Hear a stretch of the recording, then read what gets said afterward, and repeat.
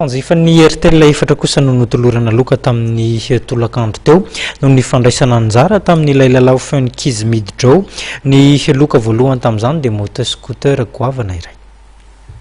Ranenarson Jacques monina etsy ambondrona no nandrobaka ny loka voalohany moto scooter amin'ilay lalao Funkiz Midjoe izay nikarakarain'ny orinasa RTL.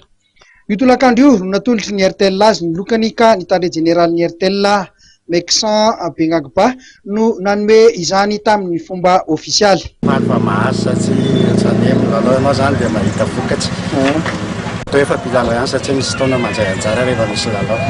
Tsy voatery isaky misy lalao dia mandray anjara fa rehefa mba arakaraky ny fotoana. Nahazo moto, taloha, tomobily, telefona, lecteur. Mpanjifa telo hafa ihany koa nahazo loka tamin'ity lalao ity ka fahita lavitra écran plat 42 pouces ny loka faharoa ary finday avolenta azo ny fahatelo sy fahaefatra.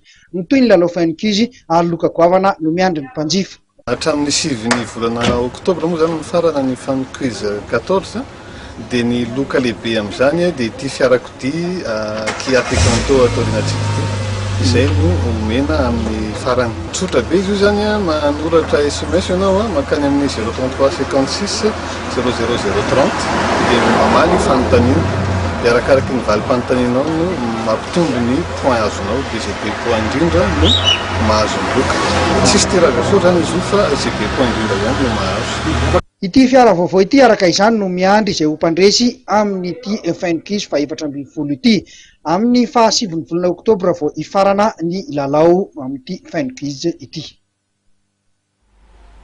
Iny ary toboklasy tokovavy dia izay ihany koa no mamarana ny fampalalamba vaoantsika tamin'ity androandroany ity sorona amin'ny tafotafo no atolotra ao anao naharitra anjery izany hatramin'ny farany ho amin'ny rapitso indray zany tsika tafaraketo veloma tompoko.